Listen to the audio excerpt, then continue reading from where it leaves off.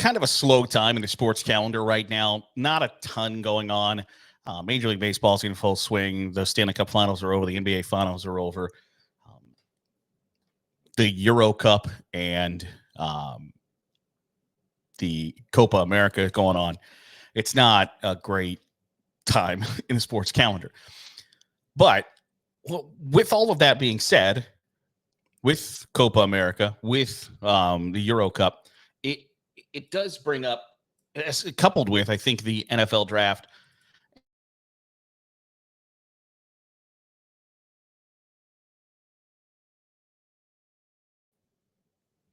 With the NBA draft and the NHL draft, there's certainly an international flair in the sports calendar right now, and it's undeniable. You look at the NBA draft, there were 5 players. There are players from France and players from Serbia taken in the first round. In the NHL draft this past weekend, there's players from 16 different countries taken in the NHL draft. Copa America, Euro Cup going on. Sports has become really international. Except for football. Except for especially college football. Like I said, the NBA draft has players from France and Serbia, and the NHL draft, 16 countries. What does college football have? Australian punters. That's it. And I think this is going to be a somewhat controversial take in college football circles, because there is still this notion that whether, like, if you're an Ole Miss fan, the players that play for Ole Miss represent the state of Mississippi. And that's just not that is for every program. Players from Penn State represent the state of Pennsylvania. Players from USC represent Southern California. But it's not 1950 anymore. That's not how this works. While there are still a lot of programs who look at recruiting bases of, this is a 5-hour circle around wherever the hell we're at. That's our recruiting base. Recruiting has never been more national, where you can get, if you are on the West Coast, you can get a kid from North Carolina. If you are the coach at USC, you conceivably could have a couple of recruits decommit from the state of Georgia from the Southeast, because it's not all that difficult to travel around the countryside anymore. So the idea that while, yes, you need to get the kids inside your recruiting base, if you're Ohio State, you can recruit kids from Texas, Florida, North Carolina, California, New Jersey. If you're Michigan, you can recruit kids from Washington.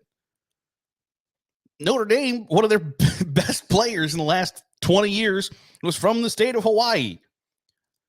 Location doesn't mean a whole lot anymore. And while it still is, there's still the mindset that these players are going to represent the state of Ohio, the state of Pennsylvania, Michigan, Texas, Florida, California, Oregon, Washington, whatever the case may be. They're not necessarily from there. And it's not the University of Washington is going to play Rutgers, which means it is the best high school football players from Washington, the state of Washington, versus the best high school football players from New Jersey. It's just not how it works anymore. And so we talk about a lot, especially in recruiting. If you're good enough, they're going to find you, no matter, there isn't the idea that there's some great generational talent at quarterback or wide receiver or offensive line or whatever the case may be, sitting in a dorm room at some school that doesn't have football or whatever the case may be. It just was never discovered. The old Uncle Rico of the world. It just is not realistic. If you're good enough, they're going to find you in the United States. But as evidenced by a lot of other sports, you can see where there is talent outside of these 50 states. And for a lot of schools, they don't need to recruit outside of those 50 states.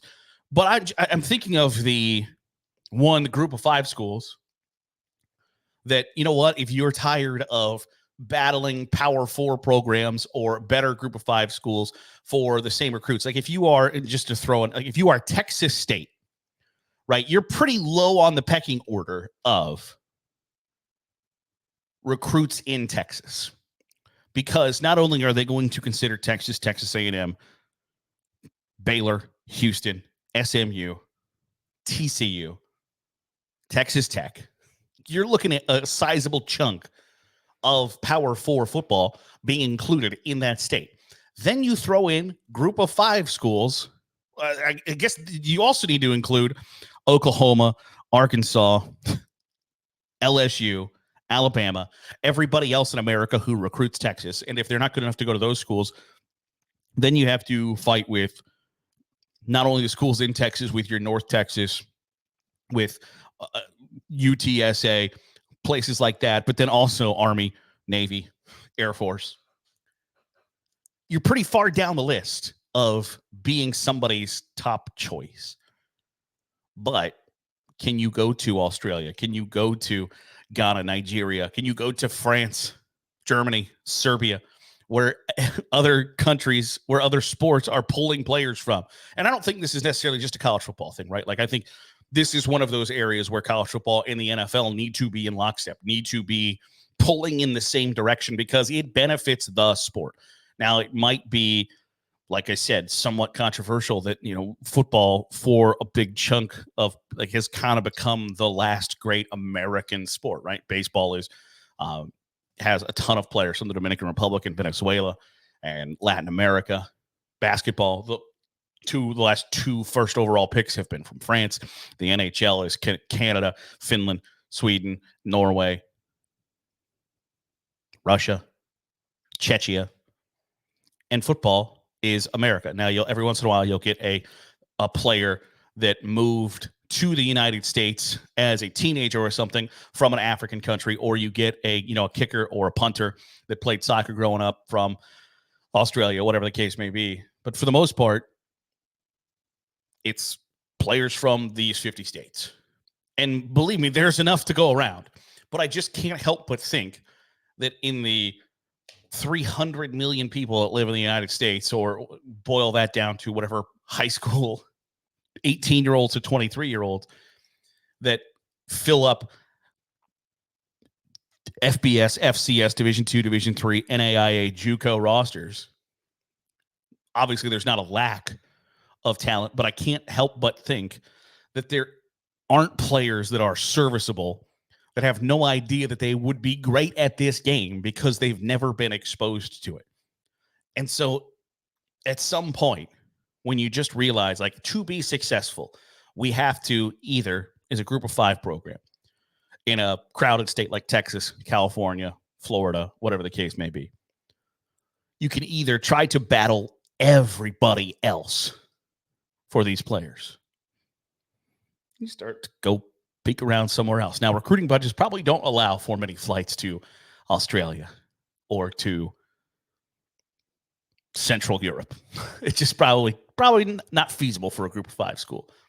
But at some point, you're going to have to figure out a way to get really good players that aren't solely interested in NIL or exposure to build their social media brands for their future careers, or how are you going to put me in the league?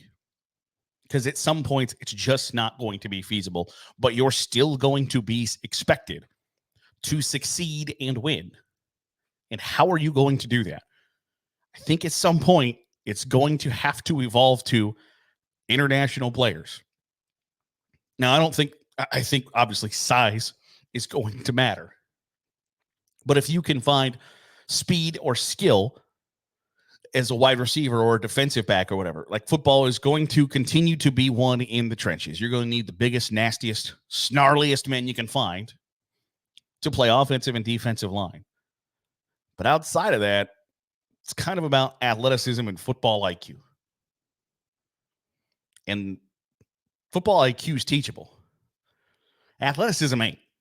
And there's a lot of athleticism in foreign countries. The best soccer player in the world right now is from France. The best hockey player in the world right now is from Canada. The best baseball player in the world is from Japan. The best basketball player in the world, if you don't, is Luka Doncic. I would argue none of those are America. the best football players are. But like I said, it's kind of the last bastion of American sports is this is our game. And I don't have a problem with that. I just think logically, if you look around and you see all these other sports expanding globally, at some point, is football going to get left behind? Not in America, but on the athlete front, maybe. Because if I look at, I can be a star in the United States if I play football, or I can be a star globally if I play soccer, if I play baseball, if I play hockey, if I play basketball.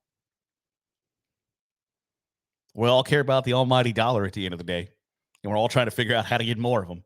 At some point, somebody's going to say, I'm going to make a lot more money playing basketball, playing baseball, playing whatever, rather than football, where I'm going to be really important and really valuable and really marketable in the United States.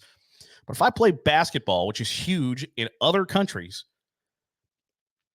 I can be a star on the global stage, not just in the NBA, but in the Olympics, in marketing, in whatever. That stuff matters. Kids are as business savvy as ever. We can go into what goes into that, but players who are coming up in this generation of college football care about marketability, care about exposure. And right now, college football and the NFL and football in general doesn't provide as much as other sports do. And I don't want to see it get left behind. But I think it's not a college football only thing. I think it's an NFL probably leading the way. And we'll see how or where that goes in the coming years. That'll do it for today's episode of the Daily Huddle. Appreciate you making us a part of your day, however it is, wherever it is you're doing so. If you are watching on YouTube, hit the subscribe button. Make sure you're getting all the great college football content that we're pumping out. If you're listening on the podcast feed, drop a 5-star review. It goes a long way in helping out the channel. See you tomorrow for another episode of the Daily Huddle.